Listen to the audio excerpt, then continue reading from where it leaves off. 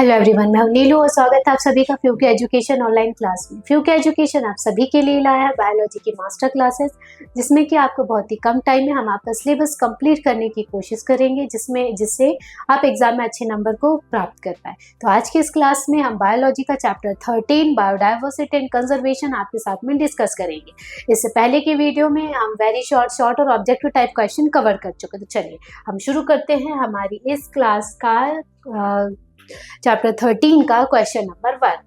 How can loss biodiversity be prevented. मतलब जो biodiversity है वो कंटिन्यूसली नुकसान हो रहा है ना उसको, तो यदि हमें उसको रोकना है तो क्या करना पड़ेगा। ठीक है, तो चलिए देख लेते हैं। तो अगर हमें उसको रोकना है तो क्या करना पड़ेगा, पहले नेचुरल कंजर्वेशन और प्रोटेक्शन लाने पड़ेंगे। मतलब हमें रूल रेगुलेशन बनाने पड़ेंगे, लोगों से फॉलो करवाना पड़ेगा, ताकि कि वो जितने भी नेचुरल रिसोर्सेज हैं उनको कंजर्व करें। ठीक है, और बचा करके रखे नए नए प्लांट एनिमल, उनको हमें बचा करके रखना होगा। ठीक है, पहली बात तो ये कि यदि हमें कुछ भी बचाना है तो मेरे लिए हम प्लांट लगा दें, सारा कुछ अपने आप ही बच जाएगा। ठीक है, चलिए नेक्स्ट है कंजर्विंग क्रूशियल हैबिटेट, जैसे कि ब्रीडिंग एरियाज, फीडिंग एरियाज। जैसे मान लीजिए आप लोगों ने पढ़ा होगा कि जो एक नेशनल पार्क उसमें बफर जोन होता है और फिर आगे का और जोन होता है ना। तो जैसे जैसे मान लीजिए टाइगर है, टाइगर को जब ब्रीडिंग करनी होती है ना, या अपने बच्चों को घुमाना होता है तो वो उस पर्टिकुलर एरिया में ले जाते हैं, वहाँ नहीं जाते जहाँ पे लोग रहते हैं। ठीक है, तो ये तो उनको हमें क्या करना, उस एरिया को प्रोटेक्ट करना वहां तक जाने के लिए। यदि मान लीजिए हमें लग रहा है कि कोई स्पीसीज एंडेंजर्ड हो रही है, खतरे की कगार पर है, तो हमें उसको भी सेव करना है ना। उस अगर मान लीजिए खतरे की कगार पर है और नहीं हो पा रहा तो हम क्या करें, जीन बैंक जाएं, उसके जीन को सुरक्षित कराएं। सीड बैंक में बहुत सारे ऑप्शन है, आर्टिफिशियल तरीके भी हैं। ठीक है, और क्या क्या कर सकते हैं, शिकार को रोकना, उनके लिए एक पॉलिसी बनाना। ठीक है, अब हम क्या करें, जैसे कि जो प्रवासी पक्षी होते हैं जो कि अदर किसी दूसरे कंट्री से आते हैं हमारे यहाँ पे, तो उनको हमें एक नेचुरल एनवायरनमेंट देना ताकि वो हर साल आएँ और हमारी जो एक बायोडाइवर्सिटी और जो इकोसिस्टम है उसमें बैलेंस बना रहे। ठीक है, चलिए नेक्स्ट है स्प्रेडिंग अवेयर, लोगों में अवेयरनेस फैलाना ताकि जो बायोडाइवर्सिटी है वो कंजर्व हो सके, लोगों को इसके नुकसान बताना कि यदि आप अपने आसपास की बायोडाइवर्सिटी को नुकसान पहुंचाएंगे तो आपको कितना बड़ा हर्जाना इसका चुकाना पड़ेगा। ठीक है, नेक्स्ट आता है कि हम ओवर एक्सप्लोशन ना करें। मतलब यदि हमें नेचर से कोई चीज़ मिल रही है, जैसे मान लीजिए कहीं पे फास्फोरस मिल रहा है, उसकी आप खुदाई करनी तो खोदते गए, लेकिन ऐसा ना हो ना कि हम उसको बहुत ज़्यादा नुकसान पहुंचा रहे हैं। ठीक है, खोद करके।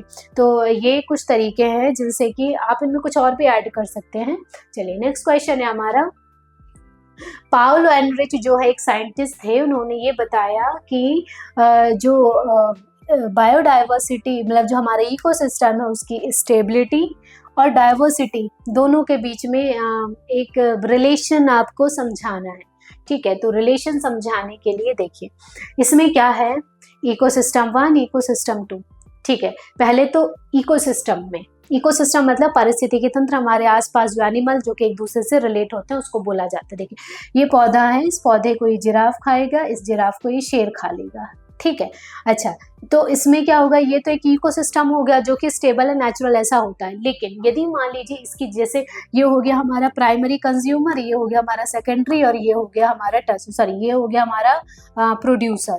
ठीक है, प्रोड्यूसर है ना, और ये प्राइमरी और ये टॉप हो गया, बीच वाले को हम हटा देते हैं। ठीक है, तो ये तो हमारे स्टेबल होगा। लेकिन जब हमारे पास में बायोडाइवर्सिटी का मतलब होता है एक ही जगह पे बहुत सारी स्पीसीज मिल जाए। देखिए जैसे कि मान लीजिए ये एक जगह है कुछ एकड़ की, इसमें इतनी सारी स्पीसीज मिल रही है तो उसको क्या बोलेंगे, बायोडाइवर्सिटी। तो जब इकोसिस्टम होगा तभी बायोडाइवर्सिटी होगी। यदि इकोसिस्टम में से मान लीजिए यदि हम जिराफ को एलिमिनेट कर देते हैं या फिर मान लीजिए शेर को एलिमिनेट कर दे, टॉप कार्निवोर को, तो बाकी के अदर जो ये है ना, ये जो पोषक स्तर मतलब ट्रॉफिक लेवल हैं उनकी असर पड़ेगा। मतलब कोई ना कोई स्पीसीज इतनी ज़्यादा बढ़ जाएगी कि उसको कंट्रोल करना मुश्किल हो जाएगा। फिर हंटिंग के अलावा कोई और हमारे पास सॉल्यूशन नहीं होगा। ठीक है, तो हमारा जो इकोसिस्टम की स्टेबिलिटी है कहीं ना कहीं वो इस पर भी डिपेंड करती है। और इसके अलावा इसके में दो फैक्टर और इसको इफेक्ट करेंगे, एक होता है बायोटिक फैक्टर और एक होता है एबायोटिक फैक्टर। बायोटिक फैक्टर में जैसे इंसेक्ट वगैरह हैं वो असर करेंगे, ठीक है। एबायोटिक फैक्टर में जैसे टेम्परेचर है, ह्यूमिडिटी है, पीएच है, ठीक है, वाटर है, अवेलेबिलिटी कैसी है, कितनी है, ये सारा कुछ इस पर डिपेंड करेगा, ठीक है। तो आप इस तरीके के दो डायग्राम बना के आप इस आंसर को अच्छे तरीके से एक्सप्लेन कर सकते हो। जैसे कुछ प्लांट हैं जो कि नाइट्रोजन फिक्स करते हैं, और मान लीजिए किसी उस प्लांट की डेथ हो जाती है तो वो नाइट्रोजन जाकर कहाँ मिल जाएगी, वापस से प्लांट में मिल जाएगी, ठीक है। चलिए, तो ये है। अब हमारा नेक्स्ट क्वेश्चन है, इकोसिस्टम सर्विस क्या होता है। इकोसिस्टम सर्विस मतलब जैसे हम किसी के यहाँ जाकर के अपनी सर्विस यानी सेवाएं देते हैं, वैसे इकोसिस्टम हमें अपनी सेवाएं देता है, ठीक है। तो आपको ऐसी 4 सर्विसेज लिखना है जो कि नेचुरल इकोसिस्टम की हो, ठीक है। और क्या हमें, यदि हम हमारे एनवायरनमेंट की यदि सर्विस ले रहे हैं तो क्या हमें टैक्स देना चाहिए, ठीक है।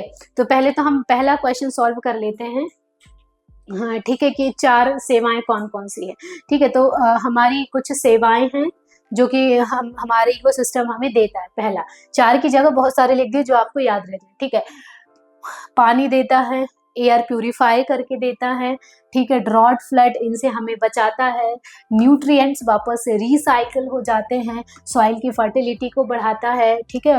और वाइल्ड लाइफ का जो इकोसिस्टम है उसको बैलेंस करके रखता है, जिससे हमारे सराउंडिंग कोई भी एनिमल की जो नंबर है वो ज़्यादा नहीं हो पाता है, ठीक है। बायोडाइवर्सिटी को प्रमोट करता है, क्रॉप के पॉलिनेशन को बढ़ाता है, जिससे कि हमें बिना पेड़ लगाए पहाड़ों पे भी पेड़ हमें आसानी से मिल जाते हैं, ठीक है। फिर कार्बन फुटप्रिंट को देखता है, ये कम करता है, ठीक है। ये हो गए। अच्छा, ये तो वो हो गए ये हो गई बायोडाइवर्सिटी की सर्विसेज जो कि बायोडाइवर्सिटी हमें देता है, ठीक है।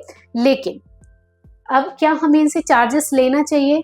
तो इस आंसर में तो बोला गया है नहीं, हम इसके फेवर में नहीं है कि इस पे चार्जेस लगाना चाहिए। बस ये है कि आपको लिमिटेड इनका यूज़ करना चाहिए, अदरवाइज जब नेचर अगर चार्ज लेगी तो वो सीधा तरीके से चार्ज करेगी। आप इस आंसर को अपने हिसाब से चेंज भी कर सकते हैं, मतलब ये आप पे डिपेंड करता है कि आपको चार्जेस देना चाहिए नेचर को या नहीं देना चाहिए। तो चार्जेस आप कैसे देंगे?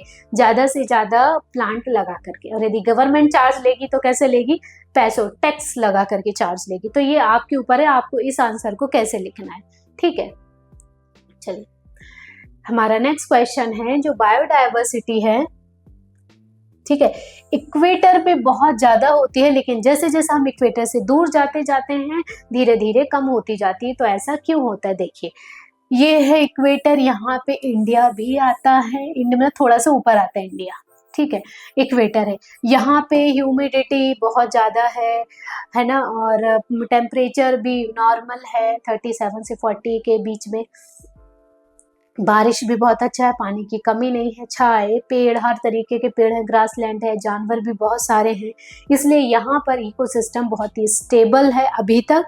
और काफ़ी सबसे ज़्यादा बायोडाइवर्सिटी यहीं पे देखने को मिलती है। लेकिन जैसे जैसे हम पूल्स की तरफ में जाते जाते हैं हमें कम से कम डाइवर्सिटी देखने को मिलती है। क्यों? क्योंकि यहाँ ह्यूमिडिटी, टेम्परेचर, मतलब जितने भी जो फैक्टर हैं जो बायोडाइवर्सिटी को इफेक्ट करते हैं वो यहाँ पे कम होते चले जाते हैं, जिसके कारण एनिमल को सर्वाइव करने में ना दिक्कत जाती है। इसलिए एनिमल यहाँ नहीं, यहाँ पे रहना पसंद करते हैं, ठीक है। इसलिए आप जैसे जैसे यहाँ पे जाएंगे तो आपको बहुत ही एनिमल कम होते नजर आएंगे, ठीक है। तो आप ये वाला डायग्राम बना सकते हैं, इस आंसर का स्क्रीनशॉट ले सकते हैं, और चाहें तो आप लिख भी सकते हैं। अच्छा, इसमें एक और पॉइंट दिया हुआ है कि जो सन की रेज हैं वो यहाँ पे धीरे धीरे कम पहुँचने लगती है। कम पहुँचने से क्या होगा? यहाँ पे जो प्लांट्स हैं वो तरीके से खाना नहीं बना पाएंगे, खाना नहीं बनाएंगे तो खाएंगे कैसे ना। तो इसलिए आप पोल्स पे देखोगे तो आपको प्लांट भी बिल्कुल ना के बराबर नजर आएंगे, क्योंकि सनलाइट ही नहीं पहुँच पाते। जब प्रोड्यूसर ही नहीं होंगे तो वहाँ पे स्पीसीज कैसे मिलेंगी? आपको नहीं मिल सकती है, ठीक है। तो आप यहाँ फूड चेन बना सकते हैं इसके साथ में, और प्लस ये बना सकते हैं क्योंकि लॉन्ग आंसर है तो आपको अच्छे नंबर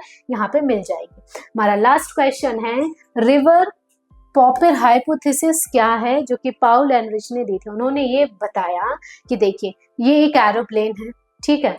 इस एरोप्लेन में ये ना कील लगी हुई है, ये कील लगी हुई है, इन्हीं कील के सहारे ये प्लेन चल रहा है। मान लीजिए यदि कोई भी कील ढीली हो जाती है या हम निकाल देते हैं, या निकाल के अपने साथ घर ले जाते हैं, तो ये जो एरोप्लेन है ये स्टेबल नहीं रह पाएगा और नीचे गिर जाएगा, क्योंकि उसमें सवार जितने भी पैसेंजर होंगे उन सभी की डेथ हो जाएगी।